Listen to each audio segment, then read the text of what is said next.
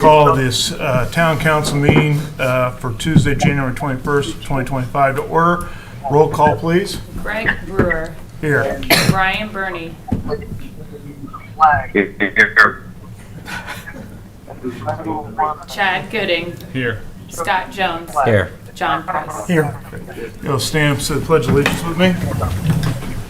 Pledge allegiance to the flag of the United States of America and to the republic for which it says, one nation, under God, indivisible, with liberty and justice for all.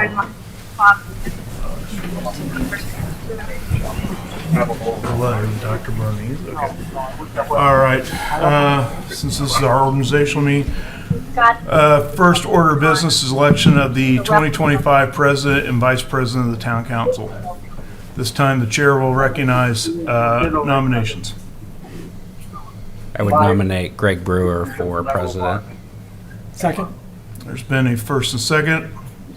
Any other nominations? Now, who's sponsored? Okay, nominations are closed. There's been a first and second to approve Greg Brewer as the 2025 president of the town council. All those in favor signify by saying aye. Aye. Opposed? Passes 5-0. Second is the 2025 vice president. Do I have any nominations from the floor? I'll nominate Scott Jones. Second. Second. There you go. There's been a first and second. Are there any other nominations for vice president at this time? All right. Close the nominations. All those. There's been a first and second for Scott Jones to be the 2025 vice president. All those in favor signify by saying aye. Aye. Opposed? Passes 5-0. All right. Now we get technicalities out of the way. We're moving on to approval of minutes. We have first up is the December 10th, 2024 council meeting minutes. Any adjustments, addendums? Quick question, Beth. Hidden mobile, do we have to do roll call votes for all these? So should we have done that for the president and vice president? I think it's okay for that, but yes, for the items of agenda, we have to do roll call for Okay. everything. I'm trying to get them to mute in Oh, he between, was so that photographed. hear that. You should be able to mute. I don't even have the meeting, so I don't know who's running the meeting. I think we probably want him to mute himself. I'm trying. If we, Dr. Burney, can you hear us? Yes. Can you mute yourself unless you need to vote or want to speak? We're getting a lot of Amtrak station background noise. There we go. Of course, you have to unmute. Thank you. So there's, do I have the approval of the minutes? I'll make a motion to approve the executive session minutes from December 17th, 2024. Second. There's been a first, second roll call, please. Greg Brewer. Yay. Brian Burney. Yay. Chad Gooding. Yay. Scott Jones. Yay. John Price. Yay. Approved. Second is the approval of our executive session December 17th, 2024 minutes. Make a motion that we approve the December 10th, 2024 council meeting minutes. Second. Been a first and second. Can I have a roll call, please? Greg Brewer. Yay. Brian Burney. Yay. Chad Gooding. Yay. Scott Jones. Yay. John Price. Yay. Okay. Passes. All right. Next order of business is, at this time, we'll have public comments for non-agenda items. I will reserve that these are 2 minutes, and I just ask that you come to the podium and state your name and address. This time, are there any non-public agenda items? Non-agenda, come on it. Good evening, ladies and gentlemen. My name is Brad Sheff, address 8891 North, 700 West, and I'm just here for the non-agenda item to ask, hey, what do we know about the roundabout at 900 and 700? We've last heard that there was funding so this is basically the county line road, the crossroad right there. We know that there's funding in place by everybody, but I believe Marion County, and just didn't know if we had an update on, did they have the funding, and would we have an ETA on when the construction might commence? Someone by We did not get that funding. We did not score well enough to get funding from the MPO. That was with the last Lawrence was the lead on that one. And then McCordsville and Indianapolis did support both financially and with letters of support as well. Did not make it through the MPO round, and since then, we had a leadership change in Lawrence and basically an entire new staff. And we have just not gotten back to letting them get oriented enough to go back and try to re-engage. All right. We agree with you 100%. That needs a roundabout there. That's a horrible intersection. It needs improvements, and it's completely out of McCordsville's jurisdiction, but we are fully in favor, well, I guess I shouldn't say that, you guys are sitting right here, but of supporting getting that roundabout done at some point, if the opportunity. Kind of sounds like it's tabled for, until the new regime has settled in. We need somebody to be the lead, and it's not our road, so it technically is actually Indianapolis's, correct? It's Indianapolis's intersection. The next eligible call will be this coming fall. So grants can be submitted in the fall. We need to find out winter-ish, late winter or early part of next year if they're awarded or not. So that's assuming Lawrence or Indy submits it. We can't really submit it, but we can support it. Okay. Appreciate that. Thank you. No, thank you. Any other non-agenda items? Okay, with that, we'll move on to our committee and staff reports. Parks Board, Dr. Burney? We approved working with the Vernon Township Library on a new storybook or story walk in McCord Square. Was the main thing that we did. And we also note that we have more than 25 upcoming parks events this coming year. And I think any additional items that need to be mentioned, Tim could fill in.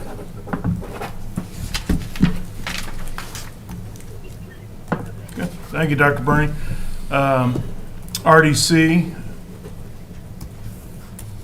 Tim, you want to give a brief update? There was a lot covered at RDC. Sure. So the main thing we did was we were going to make an offer on a property. We got the average 2 appraisals, passed the resolution, and made an offer lower than the average 2 appraisals, which was rejected. And there was a counter, but that's as far as we've gotten. What else did we do? I gotta actually look, sorry. Beyond that, trying to find the agenda. Can't remember what else we did at the RDC. That was the main item. We talked about we started the discussion engagement on redevelopment Broadway. So we engaged the RDC on the concept of wanting to start doing beautification down Broadway, streetscapes, sidewalks, decorative lighting, and to kind of get feedback of where they wanted to focus. So we're going to be doing hopefully a lot of land acquisition this year internally for parks, for construction, for redevelopment. And so we only have so much money and so much assets to put towards that. So we wanted them to know where to focus our energy. So it was a good discussion. The conversation kind of led to focusing on the south side for the north side. The property we were actually looking at was on the north side. It seems to be there's a little bit more desire to look at south side and start setting the tone for what we're going to want that corridor to look like in the future. Thanks, Tim. Metropolitan Police Board? We did not meet. The December report is posted. All right. Public Works? Very short meeting. We welcomed a new member to Public Works, Justin Meadows, who had previously served on RDC. And the only action item that we had was a presentation of a new utility finance software that we'll get to all of you at the council retreat. Okay. Architectural Review, Dr. Burney?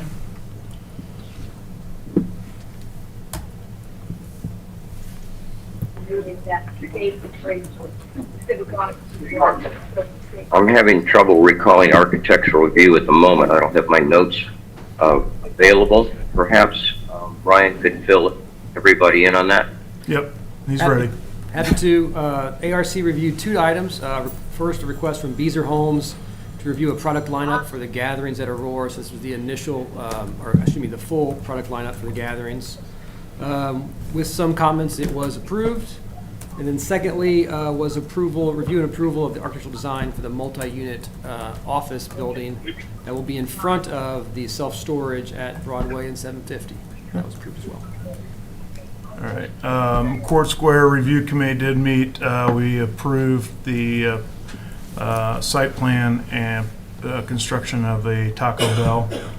It'll be a little east of the ATM there by Mornings, a little sliver. So that will be starting hopefully when the ground becomes unfrozen.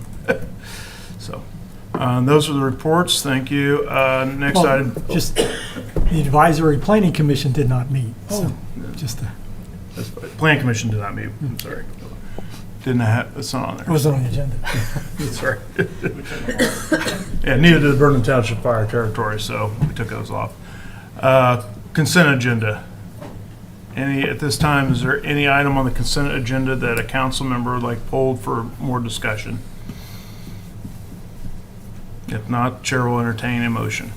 Make a motion that we approve the consent agenda as presented.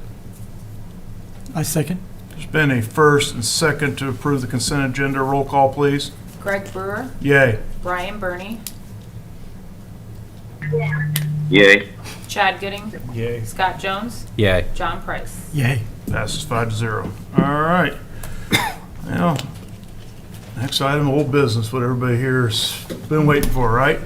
Next item will be ordinance number 121024D, McCordsville ordinance amending noise. This is a public hearing and a second reading. At this time, I'll open up the public hearing.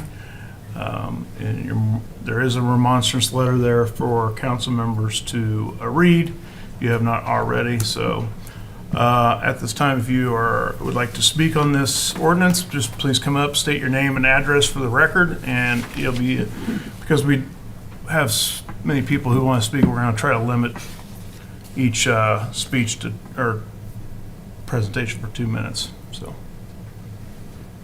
if you'd like to come on up.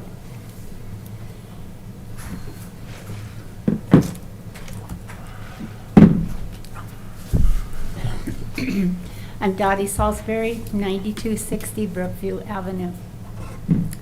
My husband and I have been praying for relief from the unwanted noise from Daniel's Vineyard ever since we first encountered it, as you know. It's very intrusive and can be compared and can't be compared to an idling car on a cold winter morning or a lawnmower in the summer. Those are both short-lived and part of life. But this music is loud, the bass is throbbing, the drums pound, and it goes on for hours. We cannot hold a conversation in our own living room or listen to TV. It is quite obnoxious. And it isn't just one song, and then it's over. It goes on for 3 or 4 hours, depending upon when the concert begins. And there are no breaks. It gets old, and it gets old mighty fast. Daniel's Vineyard does nothing to contain the sound. The Rolfe Musical Center up north is surrounded by high berms that muffle the sound. Daniel's does not have any kind of sound barrier, and yet they do state that they want to be good neighbors. If we wanted that kind of music entertainment, we would seek out such a venue and buy a ticket. Daniel's Vineyard, I do not think, has the right to invade our space, our privacy, our ability to enjoy our own home. And Dries did not warn us and other home buyers in the neighborhood about the venue before we purchased our home. I hope the town of McCordsville will care about the citizens who live in the area surrounding Daniel's Vineyard to pass a noise ordinance that will have some teeth in it and offer the neighborhood peaceful summer evenings. And I think you will cover the changes in the new ordinance, but are there limits for the number of outdoor concerts each summer? Are there significant changes in the sound levels that are allowed? And does the 10 p.m. curfew still stand? In other words, really, are there any significant changes from the previous ordinance? Or is it the same as we had before? All right, thank you. Any other comments this time for the public hearing? Come on. Is it 3 minutes? 2 minutes. Hello, I'm Mark Kelly, 6831 West Thornbush Drive. I couldn't agree more. The Daniels Vineyard issue has been ongoing for a long time. There's a couple of us in this room that were way back when this was being voted on and going, and it continues to be a nuisance, honestly. It's still loud, it's still obtrusive. The bass is bad. So reevaluating this would be fantastic. I know that where we live, it's loud, and my wife and I walk all the time through Vintners Park, and it's just unbelievably loud there. So I feel for all those people that live there because I know how loud it is at, like I said, our house. So if you could reevaluate it, that would be that'd be welcomed. So appreciate it. Thank you. Thank you.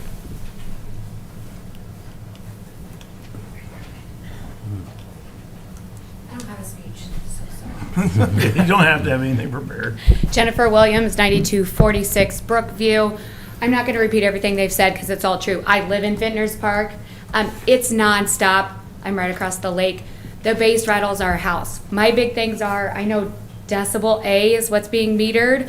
I think you guys should think about the decibel C level because that measures the bass and it literally rattles my house. I have a child who has come to me and said, Mom, inappropriate words are going on. There were very sexually explicit songs being played at Daniel's a few times. I'm not a modest mom. He listens to all kinds of music, but it's completely inappropriate for them to hear those things just across the lake. And I won't repeat them, but they're in Cardi B songs, if that helps. And then my other big thing is, I think, and again, I'd like to hear the changes, but I think the old ordinance was 10 p.m. on Friday and Saturday, and maybe this one's 11. So now we have an extra hour to experience this, I think. He's shaking his head, so I think that's true. So now not only do we get 18 Fridays and I think 50 total events, but now we get an extra hour of each one of those. So that's concerning. Also, whenever they have an event, they practice during the day, and I'm on work calls and people ask me where I am.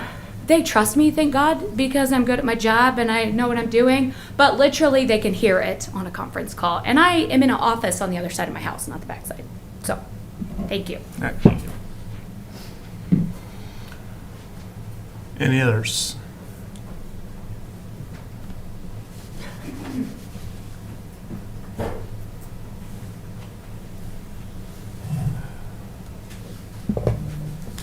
Blair Borman, 6843 West Thornbush Drive. You probably got it memorized. So, just to reinforce what everyone else has said, I guess the frustrating part for me, and I know this noise ordinance is for the whole town, but the only noise that we really have to put up with is the vineyard, quite honestly. And Lord knows, I've called many, many times, and it's amazing how it never seems to reach the level of the current noise ordinance because they only measure decibel level A. I notice in the new one, they're looking at A and C. And the bass is the worst part of it. And you can, I don't live in Vintners Park, but I can feel it in my house. Certain concerts, I can go in the front part of the house, farthest point away from the concert, and I can hear it. I liken it to, I don't know what you guys think about it, but if you've ever pulled up to an intersection and the car behind you is just blasting his stereo, that pounding, that's what it's like inside of our house during certain concerts. Now, it's not going to make me deaf, but it's sure as heck is irritating. And so, from what I can tell reading this, it looks to me like you are looking to address the decibel level A and C factor, also lowering it a little bit. It's amazing how I think the current one is 66 decibel level A, from 7 a.m. to 10 p.m. You'd be amazed how loud that is. It would be nice if that were lowered and the decibel level C was measured as well. From what I can tell, the measurements are from 7 to 10. I saw Tim saying it was 11, but in the write-up it says 10. I'm not sure when you pulled yours off, there's been a revision since then. I just pulled it off a few days ago. Yeah. I think we uploaded a new one today. And changed it to 11? Well, that's, Well, don't speak here. that's, there's no reason for that. I'm sorry. Thank All you. right. Any other questions? I'm on it. Good evening. My name is Brad Sheff, 8891 North, 700 West. I've been here many times expressing my disappointment with the town, allowing Daniel's Vineyard to disrupt the entire part of the northwest part of McCordsville. You've been invited to our property many, many times. Nobody shows up. Nobody takes us up on the offer. Nobody wants to experience what we are all just beyond just frustrated with. It disrupts our lives, disrupts our properties, it harms our ability to use, our outdoor spaces that we've bought, and we've, our indoor spaces. Like they've all said, we hear it through our house. That's the annoying thing here. We can't be in our house. I can't go to bed at a decent time when I have to get up early to take the boys somewhere. We're active. And when you have this nonsense disrupting us, it just sets the tone of, you just have nothing polite to say. And that's why we're here tonight. We want this resolved. Like I brought this up, how they've been shut down and they continue to play music, but you don't hear it when they're shut down. They prove that they can just play music as they were originally approved. They can play music and keep it within the confines of their property. But through some other deals that I'm not a part of, but you guys have allowed to just let them blast and just upset everybody. That nonsense has to stop, and it has to get back to more of a personal level. This is a residential area. They need to act like they're residents. If they want to do a concert, there's already one up in Noblesville that they can sponsor, or they can build one somewhere out in the middle of the countryside where it belongs. But where it's at right now and allowing it to proceed where, with this noise, it's going to get worse. We talk about traffic. Last year they blocked my driveway. I couldn't tell you how many times. I can't get in, I can't get out. What do? Start ramming people out of my way? There's so much disrespect with Daniels. This stuff has to stop. Got to bring it back. Get it where it started. They were just approved to be a vineyard. That's fine. This concert thing is a joke. We got to stop this. Thank you. Thank you. All right, any other public comment? Come on up.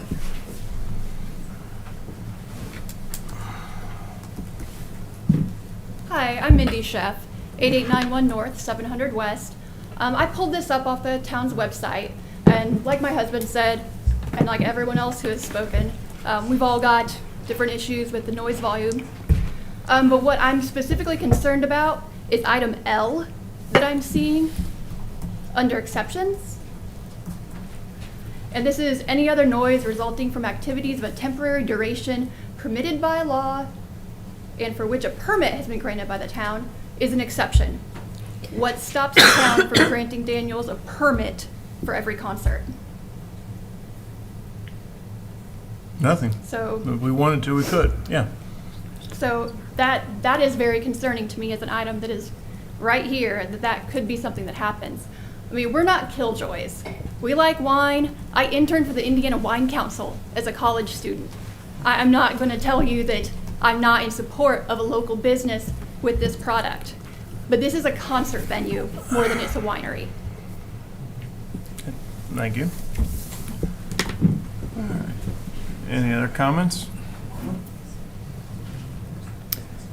Well, let me respond. Well, wait, I'm going to close the public hearing. Okay, sorry. And then I'll all right, just so we're, excited. public hearing's closed. All right, council members, open for discussion. I just wanted to talk to the public. It might seem like we're not doing anything, but I can guarantee you that over the last 49 weeks, we've been working hard to come up with the ordinance that we can all agree to. Unfortunately, the town councilmen here, we all have different opinions on this particular matter. And so we've been trying to drive it forward. And, for example, to address, one of the questions, we did put a special events permit in place earlier this year that will limit the number of special events, concerts that anyone in the town can have to a number of 8 concerts. And along with that, there's all sorts of requirements for providing public safety to deal with traffic control and parking so that we don't get in the circumstances that you guys have had to be experienced over the past 2 years, actually, with the problems with traffic. We are looking at, we have made some modifications in the noise ordinance in the last 36 hours, trying to work through and come up to an agreement, because it was appearing that we would not be approving anything, changing anything. And so we've had a number of discussions to try to get that issues resolved, and that's kind of what you're seeing here. This whole thing with noise is a very emotional topic, and people have personal biases and political agendas associated with it. And I think if any of you were here at the first reading for this, you could see that was the case. There was some historical items tossed out that were partially factual, not totally factual, but it's just very emotional. We're trying to cut through all the emotion aspects. And it's also difficult because the whole idea of the science of sound, dealing with decibels, is something that nobody really fully understands, at least in attending this meeting. It's very complex. We had to go out and get experts to try to, give us coaching. We've dug into it quite a bit. We've had probably 2 meetings a month for the last 11 months trying to come up with a solution. We've met individually between town councilmen to try to get some resolution. But it's not something that's just unfortunately straightforward. And because of, what we've done, and Brian, if you could show the first slide. Now, please have patience with me. I'm going to talk some background stuff for 5 or 10 minutes just to get everybody up to speed so that you understand that we're just not doing things. In response to some of the comments from the public hearing, the first public hearing, Mrs. Salisbury brought up a reference to a car idling in a driveway being at 60 decibels, and it doesn't compare to the concerts. Well, the reality is a car idling in a driveway 60 decibels? It is if you're standing 3 feet away from the car. As soon as you get 10 feet away from the car, that falls off to scroll down, Ryan, if you could. It falls down to 49.5 decibels. So it's truly not an issue. When we talk about not being able to drive cars in the streets, that's not a case either. You might reach this threshold for 1 second during the entire measurement period, but that would be it. But in order to resolve and get rid of all the hysteria, the emotions, the biases, we went out and tried to find an expert in sound to give us guidance. And requested that. Our town council approached her law firm and got references for 3 potential candidates. That was given to the town manager, Tim Grove. Established contact with the expert, and we had a conference call with him back at the end of October. And from that conference call, we got some guidance from him. And if you could show the next slide, Ryan. You got all these pictures. And I kind of summarized this just in the 3 or 5 basic items. There was an hour's worth of discussion. The first one is, he suggested we change the measurement parameter from decibel A, that's measured like on a 1 second basis, changing that to a parameter called LEQ, which is the equivalent noise level spread over a fixed period of time, and we're looking at 30 seconds. So instead of just doing dedicated, measurements, spot measurements, we're getting something that's averaged over to take into consideration the highs and lows that happen during that period of time. And it actually is a more legally accepted parameter that can be defended in court.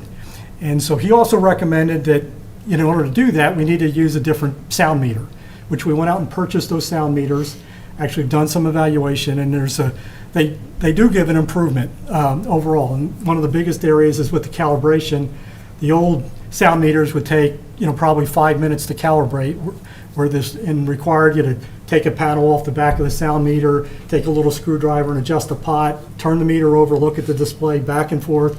So it took about 5 minutes, whereas this one, you can literally calibrate it in 15 seconds and get accurate readings. And that's important for legal situations, to make sure that we can say, yes, it's just like a radar gun. You can say it was calibrated at the time of the measurement. He also suggested we use an ANSI community noise chart to set the levels up. This is published years ago and is referenced in court as far as what the acceptable levels could be. And so we did look at that in details. He also suggested, in addition to using this chart, that we go out and measure ambient levels within town, and measure at various locations so we can set what the ambient levels are. And once you determine the ambient levels, you set a noise limit 5 decibels higher than what those ambient levels are. And then last but not least, he suggested that we can correct for the sound characteristics, and that would be measuring decibel C and looking at the bass content to see how well the bass is measured. And he also said, like, if you got a gun range, you could use the decibel C for that, or if you've got air conditioning units sitting on the roof of a building, you could use that. And so this was his recommendations, the things that we could look for as we move forward. And we looked at all these. And Ryan, and this is that ANSI chart. And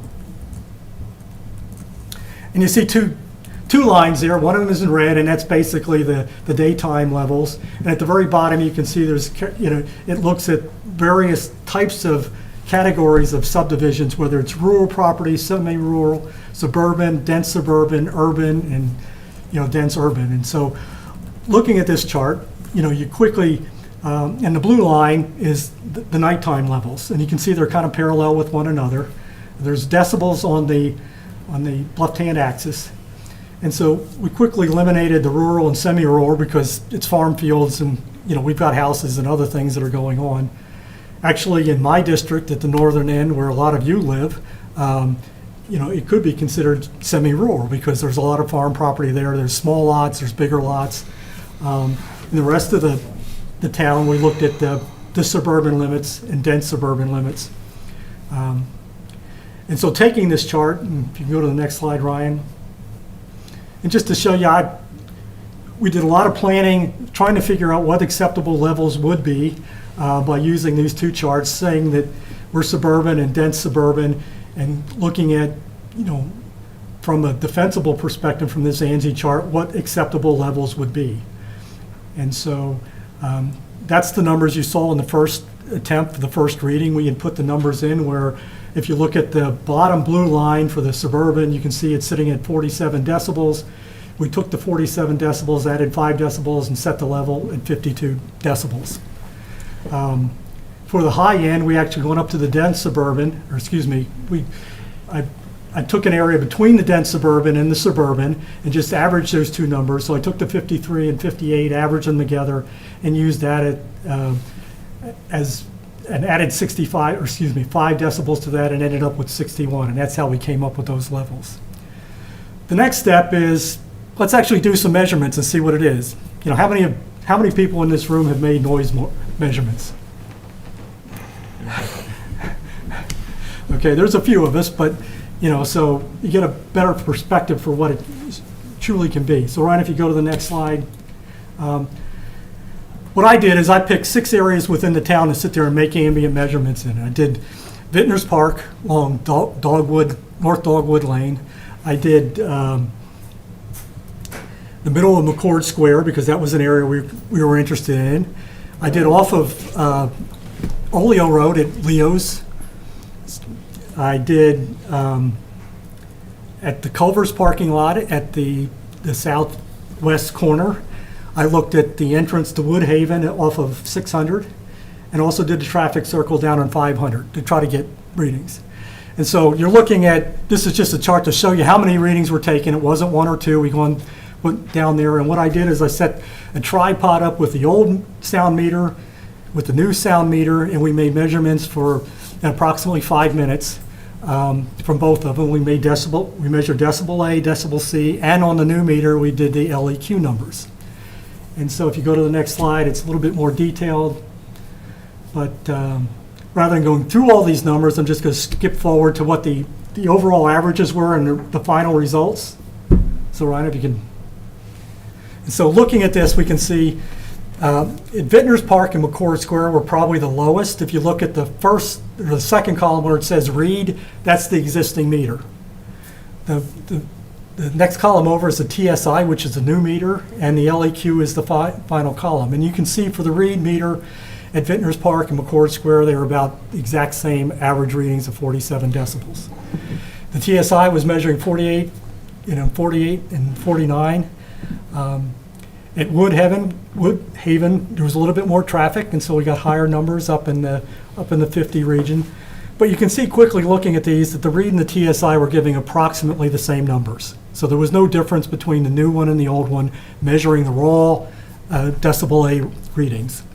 And so in the last column there is we're looking at LEQ, decibel A, and you can see there's kind of two groupings. The first one are the blue ones, and I use those to determine what the overnight thresholds would be. And you can see the number came up to the average was 47, identical to what we saw off the ANSI chart.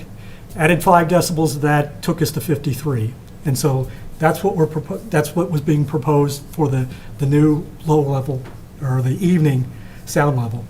And then if you look at Woodhaven, Traffic Circle, and Leo's, you can see all those numbers are up at a higher level, about 10 decibel higher. It ends up working out mathematically to exactly 10, so it was 57. So we add 5 to 57, and it takes us up to 62 decibels. And so that's, from looking at the science, looking at the math, these are the numbers we come up with. So the existing noise ordinance is sitting at 66. We're looking at, the recommendation of 62 here. And through discussions with other town councilmen, we decided to average the two of those, take the 66 from the old one, take the 62 from the new one, and come up with a new level. 64 was the average of both of them. And we also made, we were looking at having a different sound level limits for McCord Square. And quite honestly, we don't have enough information to actually establish any limits because McCord Square is in its infancy. There's very little housing there.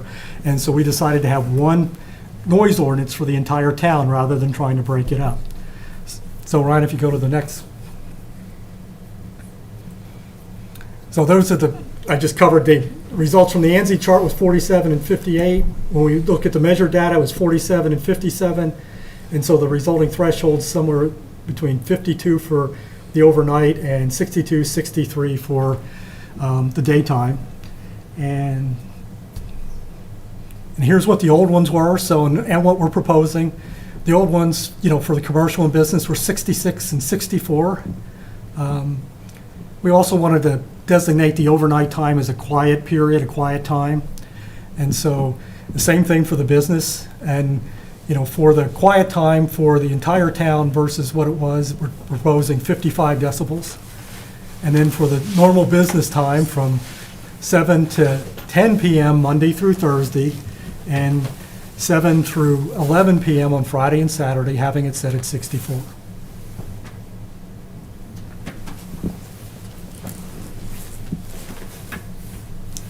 Getting a lot of frowns, but I can appreciate that. We did eliminate the decibel C because of the complexity with the calibration and some concerns with the police department taking excessive time having to make measurements, etc. But once again, this is an improvement on where we were. You may not think it, but it is an improvement from where we were. Sure. No. Public hearing's closed. The public hearing's closed. Yeah. Sorry? All right. Thanks, Dr. Price. Dr. Bernie, since you are on video, I'll open up to you for any of your comments or questions.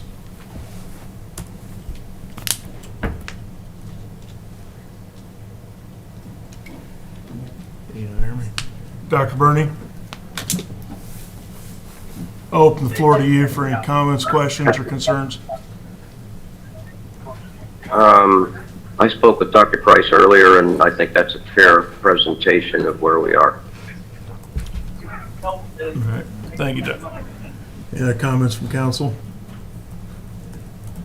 Okay, you know, I want to address a couple of things because fortunately, I know what has caused the, you know, the concern of the citizens that are here. And fortunately, you know, when we're doing an ordinance, it has to be, it can't be specific to one resident or specific to one person or so forth. You know, we have to apply our ordinances townwide. Where I think a lot of your guys' concerns are is how that business, you know, was zoned, and the zoning uses. And I will say this, that it is being looked into by both our legal counsel, especially in terms of what was approved, what wasn't, what are our remedies and so forth. It's not going, that zoning is not falling on deaf ears. To solve the problem that you guys are bringing to the table can't be done with an ordinance. To say you can do this, but everybody else can do this, I think we've made some strides. You know, I'm not ever opposed to looking back at it, but I think putting more teeth into, you know, we have, unfortunately in our neighborhood, in my neighborhood, we have the issue at least once a month that somebody is causing a noise. I think this will help eliminate that. I think it will help eliminate some other areas of noise. But I think the other things we've done too is Dr. Price alluded to, we have a special events permit that we're trying to allow all businesses opportunities to have entertainment at their businesses, but also do it in a limited way. And I also believe that us passing a nuisance ordinance has given anybody in this town who feels that a business or a resident who is continuously bothering them the ability to seek legal recourse. So those two things were not on the books prior to 2024. So I think we're continually monitoring the situation. We are looking at other things. And so in the, you know, the zoning is the big thing. When those are brought to the planning commission, when those are brought to the town, you know, understanding exactly the definitions of what the proper use is of that parcel. I don't think in the past that was done correctly. Could be wrong. I know our legal counsel is still looking at it. And I believe this council, if we feel that zoning is inappropriate, will take the appropriate action. So, but when it comes to being germane, we're here tonight to talk strictly about the noise ordinance and how that pertains to everybody in the town. And I do agree with Dr. Price. It's been a long process. It's taken into consideration a lot of different opinions. And as a council, we've worked together to come through with something that I think we can all, at this time, be behind. That doesn't mean down the road we aren't opposed to amending it, but for the time being, we want to see how this plays out. So, Yeah, and I think, you know, make a commitment that we will revisit this in the fall of this year so that we can see if this did address the issue. And we'll also reinforce what the president has said, that this topic will be coming up at the planning commission, and I think that's where you can have a dramatic effect on impacting what your concerns are. yeah. Okay, any other discussion? Councilman Jones? Councilman Gooding, do you have anything to add? I just want to, Dr. Price put a ton of work and effort into this to advocate for it. It was really impressive, and a lot of respect for what he did to bring this issue up and take it seriously. So. Yep. Well, at this time, Chair will recognize a motion to approve, to deny, or to table the ordinance. A motion to approve ordinance 121024D. Second. There has been a first and a second to approve ordinance number 121024D, amending the noise ordinance. Roll call, please. Greg Brewer. Yay. Brian Burney. Yay? Chad Gooding. Yay. Scott Jones. Yay. John Price. Yay. Motion, ordinance passes 5-0. All right, thank you. All right, new business, ordinance number 012125, amending the zoning ordinance. Ryan, are you handling this? I am.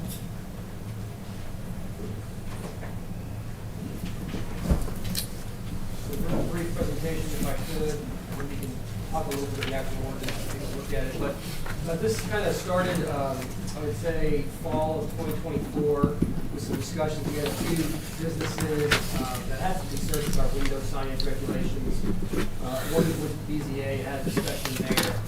Ultimately, staff began to kind of think about our language, discussed it with the BZA first, and ultimately made its way to the Plan Commission and now County Council. But this language was original language to the zoning ordinance, which, as we all know, is about 11 or 12 years old at this point. I am not sure where the language came from, how it became this language. But as we looked at it, we really felt that it was not. Really felt that it was not probably, not modern window signage language, and it really should be looked at for an update. So we began that process by comparing ourselves to some other communities. I'm not going to read through all this, but we looked at some of the closer neighbors in Hamilton County and then a lot of our neighbors here in Hancock County to kind of see what they were doing. And ultimately, most places were allowing more window signage than our current ordinance allowed, and so we are seeking to increase the coverage allowance. But we wanted to be careful with it, and the reason being, we can't regulate aesthetics or artistry or what we believe is a nice appearance, right? It is numbers, quantities, manner, method. So as we looked at it, I think we could all look at this. This is window coverage at 100%. 100% coverage on these. These are all very nice window coverings, done with thought, done with some artistry. They look well. Color combinations are done well with the building that they're on, but we can't regulate that. So as I kind of toggle through here, I'm just hoping to kind of emphasize where this can go, right? So here's kind of the next grouping. Begin to become more cluttered. Some of these are 100% coverage. Some of them are not even 100% coverage. But you start getting maybe window signs that looks less coordinated, looks more cluttered. Here, a little bit less coverage, but again, just kind of a hodgepodge of signage. The one that looks really nice on this one, of course, is the one in the dead middle there, but it's very little coverage. And then you kind of have examples like this, where it really becomes to look like there was not a lot of thought put into the window signage. It's just let's stick signage up on our windows. So we wanted to avoid that. So ultimately what we've came to is moving on from our current 10% maximum and increasing that to 25% coverage. We're defining how we measure that. Before we did not have a definition as how to measure it. We are also prohibiting them, on second and upper floors, requiring some maintenance of them. So as they get as they get to become tattered or faded, that they're updated and kept fresh. And then lastly, there was recognition that there are some businesses that need window coverage, not from a signage standpoint, but from a privacy standpoint. So the one example that I think is most recent for us would be the eye doctor that went into McCord Square. They had exam rooms right on the street there. They need window coverings, not for science purposes, but again, to create privacy for those exam rooms. And so we included some language that we worked through with Beth and other attorneys at Taft that would allow coverings or films with no content, no graphics, no imagery to cover 100% of those windows as long as they're a neutral color. So and that would apply to the second floor as well? Yeah, we would allow that on second floors as well. Yeah. So that is the nutshell of this. I wanted to move quickly through it. I can toggle back to the actual red lines of the ordinance now if you'd like. Oops.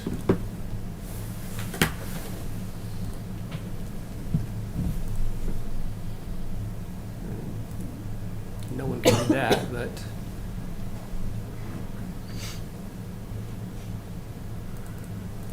so here's the language, if you can see that. I'm happy to answer any additional questions you have. This has been to Plan Commission. It did receive a unanimous favorable recommendation from the Plan Commission. After their review, they had a couple of things they asked us to edit. Beth and I have worked on that the last 30 days or so. And so this is indicative of their requests and their recommendation.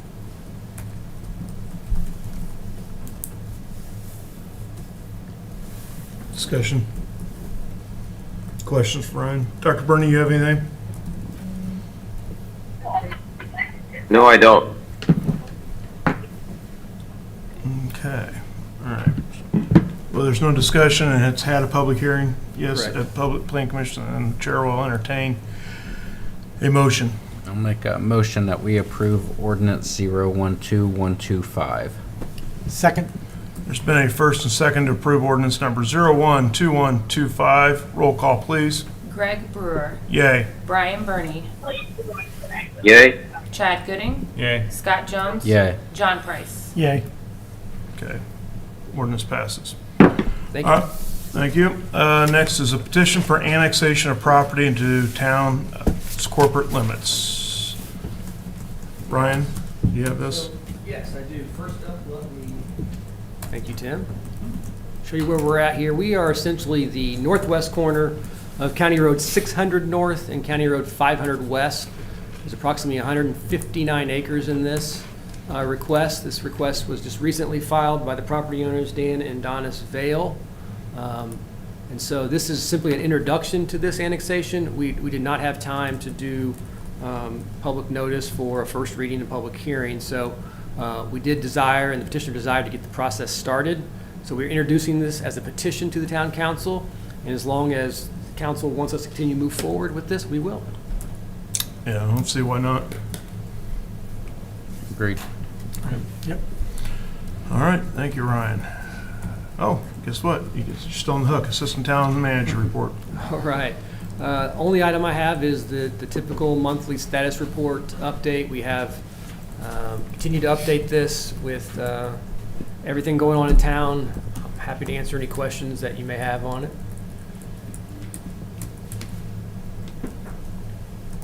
No. Okay. Thank you. Unless anybody has any questions, we'll move on. Anything? Dr. Burney? Questions on the annexation? No, question on the project status report. The project status report. No questions. Thank Okay. you. All right, Town Manager's report. Real quick, first I'd just like to express our gratitude to Ron, Nick, Chris, Todd, Steve, Gary, for the job they've been doing keeping our streets clean. They've had to work a lot of hours and cover a lot of area. We're down, for those that don't know, we're down 2 current positions, and we're also hiring some more. So they're having to cover a lot of shifts that hopefully will be filled for next snow season, but that doesn't do a lot for this snow season. So they're doing a really good job. We have used more salt this year than we did the last 2 years, so we're still fine in our contract. They can still order more. All our trucks are currently working, so that's a miracle amongst itself. And I just really appreciate the hard work they've done and the hours they got to put in, because it never snows, 8 to 4 Monday through Friday. It snows at like 7 p.m. on a Friday night through Sunday. So Ron even had to give up his Ohio State game last week, so we appreciate his sacrifices. But they're doing a wonderful job, and everyone's chipped in. Oh, Jonah too. Sorry, I forgot Jonah. So everyone's doing their part and chipping in and getting it done. They've done a nice job. I had legislative update on there. I just wanted to mention, it's early in a long session.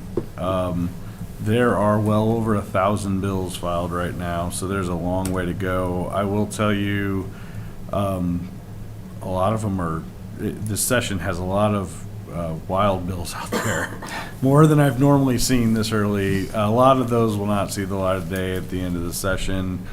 We fully do anticipate, because those campaign promises, we'll see some changes to local government financing of some sort. So there's a lot of people keeping eyes on that. We don't know what those effects are for some time. But there's nothing, I'd say, road funding is a target for revamping how road funding's doing. local government financing, state financing. There's just a lot to keep an eye on. We have AIM, we have IMMA, we have TAFT, we have RAI, Indiana Economic Development Association, a lot of different groups watching it, and we get quite a bit of reports. So if there's anything that comes up that's concerning, I'll let you guys know, but it's not panic time yet. You do that closer to conference to worry about what's actually coming out, but there's a lot going on right now downstate. So we're doing our best to keep on top of it, and we'll let you know if there's anything that needs to be addressed or needs a call, but at this point, just monitoring. So I think that's all we got. Great. All right, this time we'll have town councilor comments. This is a period where any councilman member can speak on any topic they like. We do limit those comments to 5 minutes per council member. I'll start to my right. Mr. Jones? No, sir. Mr. Gooding? Nope. Mr. Price? Nope. Dr. Burney? Yep. Yeah, I figured you did. As you probably know, I hope you can hear me okay. I can. am in Washington, D.C. I attended the inaugural events this weekend, stayed at the Holiday Inn National Mall, and I can tell you that Washington, D.C. was peaceful. There was a very smooth transition of power. There was an absolute Republican celebration in town. There were several 100,000 people that came from all over the country. I spoke to people from Washington to California to Hawaii to Tennessee to Maryland to Florida. Everybody was extremely happy. All of the bars and restaurants were just crowded with people wearing their red Republican attire and cheering every time President Trump made any remarks.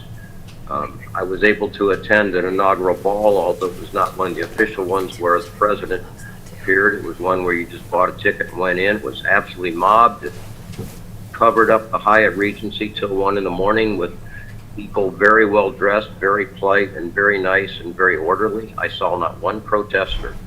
We tried to go to the Trump rally on Sunday at the Capital One Arena. We stood in the pouring rain for 5 hours and didn't even get close. It was absolutely mobbed. The miles and miles of people lined up along the streets, wound around and around and around Capital One. You wouldn't have believed it. On Sunday, we had tickets for the swearing-in ceremony and parade in Capital One, which had been moved inside, as you know, due to the freezing weather. But in my opinion, everybody was dressed and prepared for the cold weather and said, bring it on. But they moved it inside, and I think it was for security. Every intersection, every street in the town was fenced with 8-foot-high fence. There were National Guard and military vehicles at every intersection. You had to wait to cross the street. There was no vehicular traffic anywhere. You couldn't take a taxi. You had to walk. Walking back from Capital One, which we got up early in the morning and waited for 4 hours in sub-freezing weather and didn't even come close to making it into the cattle gates, even though we were there 2 hours before they said it even opened. Some people had been there from 3 a.m. on. So I just wanted to give you a little gist of what it was like. It was an absolute Republican celebration. It was completely peaceful. I didn't see a single protester. I didn't see anybody down or harmed or any unruly behavior at all. Anyhow, it was interesting to see it, and hopefully I'll be back tomorrow. All right. That's all I have. Thanks, Dr. Burney.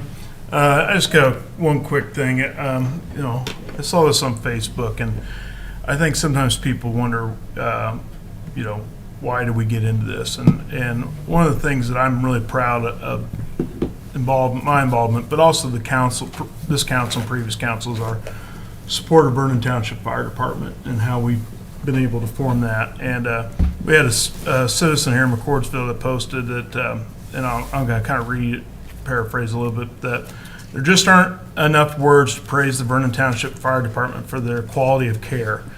I got the other day when I fell. I was in excruciating pain, but they handled me as gently and quickly as they could.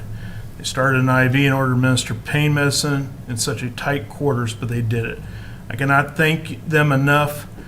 They never made me feel like they were just doing their job, but they were there for their care. And another lady posted that they did the exact same thing. So it's great that we have people in our community who want to serve our community that way. And, you know, it's not a job, it's that they're showing up and they're doing it. So to Chief Elder and his crew, I can't say enough that we're lucky in McCordsville right now to have that group of young people. And if you ever get a chance, they are young people. We have a very young fire department. So just want to make a public comment that I appreciate that. So with that, those are the town council comments. Next thing is approval of vouchers. Move that we approve the vouchers. Second? We need a roll call vote, please. Greg Brewer, Yay. Brian Burney, Yay. Chad Gooding, Yay. Scott Jones. Yay. John Price. Yay. All right, next meeting will be February the 11th, 2025 at 6 PM. This meeting is adjourned.